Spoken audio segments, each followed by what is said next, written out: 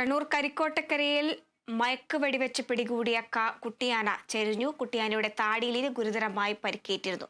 വിവരങ്ങളുമായി രാജേഷ് ശ്രീനിവാസൻ ചേരുന്നുണ്ട്. രാജേഷ്, ഈ ഗുരുതരമായി ഏറ്റ പരിക്കാണോ ഈ ആന ചെരിയാനുണ്ടായ സാഹചര്യത്തിലേക്ക് പോവുകയുണ്ടായത്? വിശദാംശങ്ങൾ. ഹരിത, ഈ കണ്ണൂർ ആറളമുള്ള വളയംചാൽ RRT സംഘ കേന്ദ്രത്തിലെ ചികിത്സയ്ക്കിടെയാണ് ഇപ്പോൾ രാത്രി 9 മണിയോടെ ഈ കാട്ടാന ചെരിഞ്ഞത്. ഇന്ന് വൈകിട്ട് 6 മണിയോടെയായിരുന്നു ഈ ജനവാസ മേഖലയിൽ ഇറങ്ങിയ കുട്ടിയാനയെ ഈ വനംവകുപ്പ് മയക്കുവെടി വെച്ച് പിടികൂടിയത്. അതിനുശേഷം ഈ വനംവകുപ്പിൻ്റെ ഈ എലിഫന്റ് ആംബുലൻസിലേക്ക് കയറ്റുന്നതിനിടെ ഈ ആന ഒന്ന് താഴെ വീണിരുന്നു. അതിൽ തന്നെ വ്യക്തമാണ് ഈ കുട്ടിയാന അവശനിലയിലായിരുന്ന കാര്യം വനംവകുപ്പ് തന്നെ സ്ഥിരീകരിച്ചിരുന്നു. അതിനുശേഷം 3 മണിക്കൂർ കഴിഞ്ഞ് ഇന്ന് രാത്രി 9 മണിയോടെയായിരുന്നു ഇതുപോലെ ഈ കുട്ടിയാന ചെരിഞ്ഞത്. ഇതുമായി ബന്ധപ്പെട്ട് വനംവകുപ്പ് ഒരു ഔദ്യോഗിക സ്ഥിരീകരണമോ ഒരു പത്രക്കുറിപ്പോ ഒന്നും പുറത്തുവിട്ടിട്ടില്ല. എന്തായാലും ഈ കുട്ടിയാനെ സംബന്ധിച്ചിടത്തോളം കുട്ടിയാനയുടെ താടിയിൽ ഗുരുതരമായി പരിക്കേറ്റിരുന്നു. അത് തന്നെയായിരിക്കാം മരണകാരണമെന്നാണ് ഇപ്പോൾ വനംവകുപ്പ് ഔദ്യോഗികമല്ലെങ്കിലും അനൗദ്യോഗികമായി നൽകുന്ന അറിയിപ്പ്.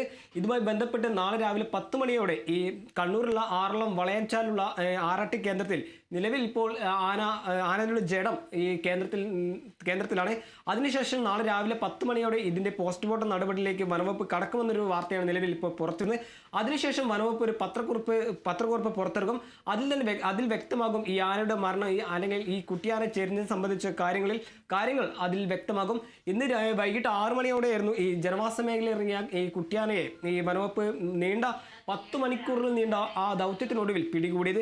അതിനുശേഷം ആംബുലൻസിൽ അല്ലെങ്കിൽ എലിഫന്റ് ആംബുലൻസിൽ ഈ ആറളത്തുള്ള ഈ RRT കേന്ദ്രത്തിലേക്ക് എത്തിച്ചിരുന്നു.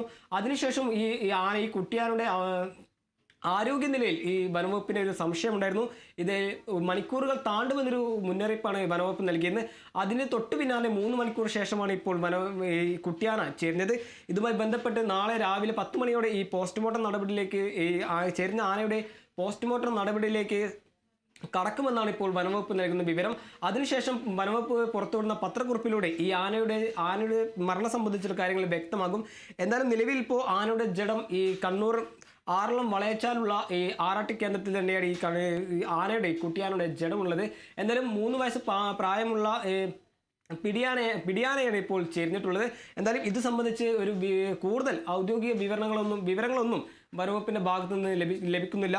എന്തായാലും നാളെ രാവിലെ 10 മണിയോടെ ഈ കുട്ടിയാനയുടെ പോസ്റ്റ്മോർട്ടം നടപടിയിലേക്ക് കടക്കുമെന്നാണ് ഇപ്പോൾ നിലവിൽ പുറത്തുവരുന്ന റിപ്പോർട്ടുകളെല്ലാം സൂചിപ്പിക്കുന്നത്. ശരി, രാജേഷാണ് വിവരങ്ങൾ നൽകിയത്.